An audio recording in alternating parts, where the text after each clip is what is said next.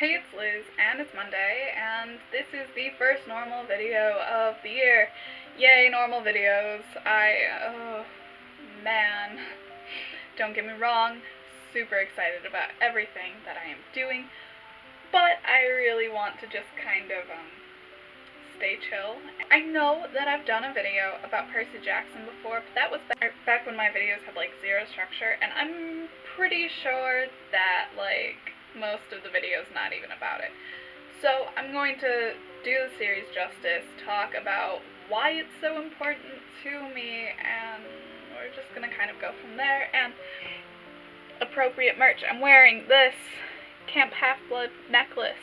I don't know, I started reading the Percy Jackson books a long time ago, and it just kind of happened because I grabbed a book off of the New Arrivals shelf in my library, and it happened to be The Lightning Thief. I have no idea what, compelled me to grab it. I think because it had thief in the title, and I was like, ooh, this is gonna be a spy book, because I was really into that kind of thing, but it's not. But I still found myself really liking it. You know when Percy's mom gets taken by the Minotaur, almost gets killed by the Minotaur, and then Hades takes her and all of that? It's, not that far into the book, but I remember reading it and then crying, and I was like, I am feeling so many feelings, and it's not even that far in. I want to keep reading, because I need to understand it. And I realized now, why that was so emotional for me, but I didn't realize it then, and I kind of want to talk about that, almost the hindsight on why those books were so important to me when I was growing up, and why they are still so important to me. In The Lightning Thief, Sally is married to a horrible man, whom Percy refers to as Smelly Gabe, and for some people, you might kind of recognize a Smelly Gabe in your own life, and at that point in my life, I definitely did. I didn't realize the connection I was making at the time because, for the most part, I was too afraid to even admit that I was afraid, but I recognized it. Oh man, this is going straight into I'm gonna be more personal with you guys. So I'm reading this book and recognizing things without realizing I'm recognizing them, and relating really hard to Percy for a number of reasons, but this is the one I'm choosing. At the end of the book, Sally takes Medusa's head and uses it to kill Gabe, turns him to stone, sells it as a piece of art, and buys herself a better apartment. And it is the best thing that has ever happened. I remember feeling so happy for the two of them, because to me, I still don't really register that as murder. I feel like that was overdue self-defense. And I remember thinking, they finally got out of that situation. That's so inspiring, and I couldn't figure out why it was so important to me at the time.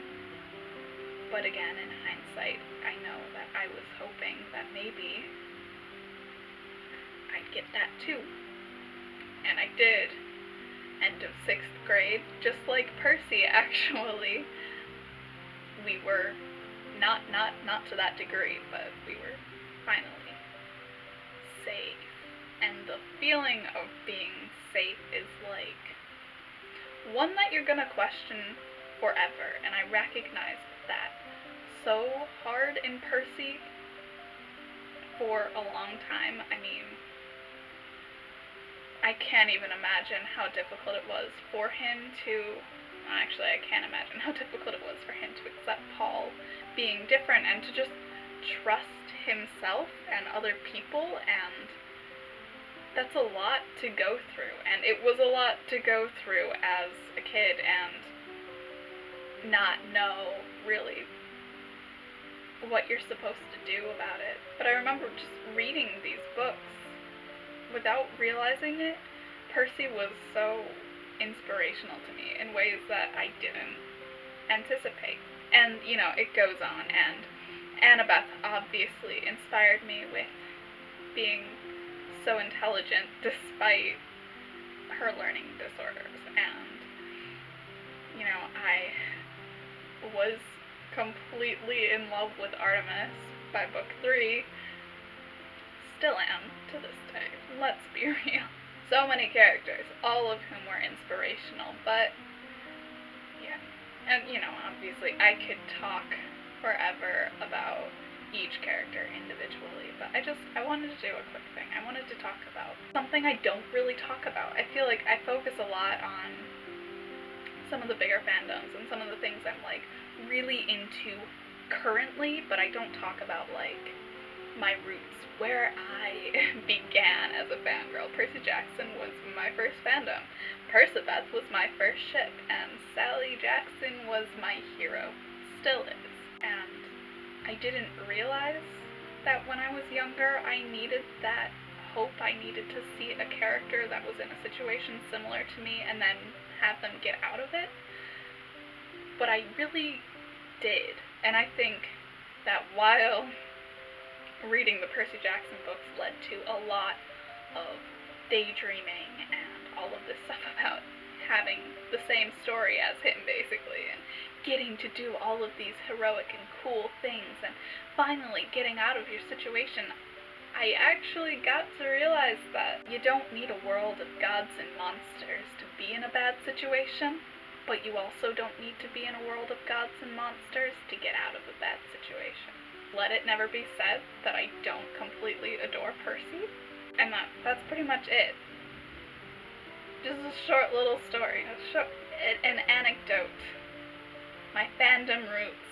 If you like this video, give it a thumbs up. Leave a comment below if Percy Jackson, like, if that series, if there's any character that, like, seriously made a difference, or just what that book slash movie slash TV series was for you when you were younger that, like, you didn't realize the effect it was having on you until you were older, but then you were like, oh my gosh, wow, this probably changed my life and I didn't even realize it.